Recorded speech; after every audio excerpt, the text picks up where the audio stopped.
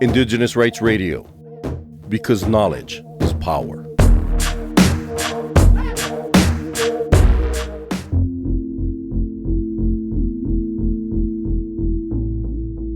UNESCO is undertaking a crucial study on Indigenous peoples and the media, focusing on implementing Article 16 of the UN Declaration on the Rights of Indigenous Peoples. This study aims to identify gaps and challenges in ensuring Indigenous peoples' right to media in their languages and access to information. The study's recommendations will be presented to state parties to encourage better recognition, resourcing, and protection of Indigenous media globally. During a 2-day expert meeting and media partnership forum on Indigenous peoples and the media, held at UNESCO's headquarters in Paris, Cultural Survival spoke with a member of the expert mechanism on the rights of Indigenous peoples, who was one of the attendees in the event, and asked about the importance of the global study on media for Indigenous peoples.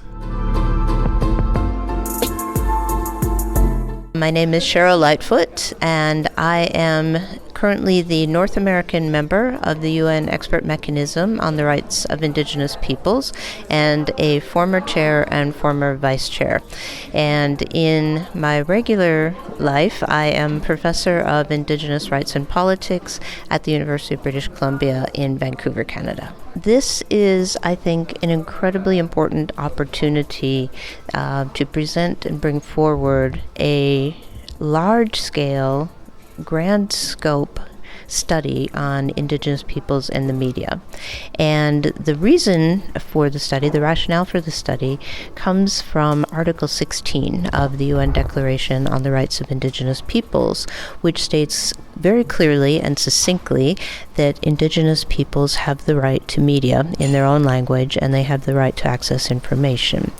As far as I'm aware, there have not been large-scale studies done either in the Permanent Forum or in the Expert Mechanism or even in the Special Rapporteur's Office specifically focused on Article 16. We have all done work that has touched upon elements of 16, and we have mentioned 16, but this is the first deliberate large-scale study on Article 16 itself. And studies like this, when they're done by UN mechanisms, whether that's my mechanism, the EMRIP, or the Permanent Forum, or the Special Rapporteur, we look at themes and we look at ways that theme or that article is implemented around the world. What are the gaps? What are the challenges? And how can those gaps and challenges be better addressed? All of which is aimed at improving the Indigenous rights situation for people on the ground all over the world. So these studies, while they're high level and happening in cities like Paris or Geneva or New York, are intended at their essence to make change and operationalize government legislation, policy, process, hopefully corporate behavior, other stakeholder behavior, to better operationalize, to better achieve the rights that we see articulated in the UN Declaration on the Rights of Indigenous Peoples. Each of these studies presents a set of recommendations which will go directly to state parties. So these recommendations will be presented hopefully eventually in the General Assembly and the Human Rights Council, and that brings awareness to states and reminds them in very clear, specific, concrete terms what their obligations are under the UN Declaration, and puts some pressure on them. It's a tool of advocacy in the international community to put some pressure on each of the individual states from all around the world in order to make the appropriate changes in their laws, their policies, their practices.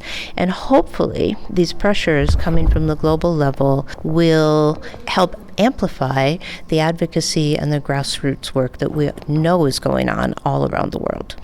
Yes, this is a problem, again, all over the world. Indigenous people's media is often marginalized or relegated to small community media or radio channels even.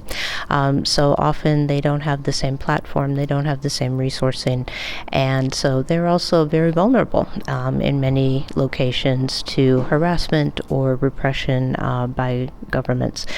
Indigenous media and meetings like this can help build larger networks of support, can bring global awareness to very localized issues, and by working better in solidarity, it can not only amplify very small corners of the world that we might not otherwise be aware of, but the hope would be, I think as well, that larger networks of global Indigenous media can help provide not only amplification, but also hopefully some protection for Indigenous journalists that are doing this hard work in often very difficult locations. I've been very impressed by my observation of this study over the last 2 days. I've been impressed by its scale and its scope and its rigorous methodologies. And coming out of it, I find a couple of the recommendations that are still in draft form, I find a couple of them very compelling, which is that there's a very specific call for governments to better recognize and give a legal status to Indigenous media, and also, just as importantly, they have an obligation to provide resourcing and financial support for Indigenous media. And this should not be optional. This is actually part of the duties that states hold under the UN Declaration on the Rights of Indigenous Peoples. Now, that said, there are a couple areas in the recommendations that I think there still could be some refinement and some clarity. I would like to see a greater focus on the issue of repression and violence and the vulnerability of Indigenous journalists. I think that's a piece that we can bring out better in the recommendations. For more information on the Indigenous people's rights, visit cas.org and follow Cultural Survival on Facebook, Instagram, and X.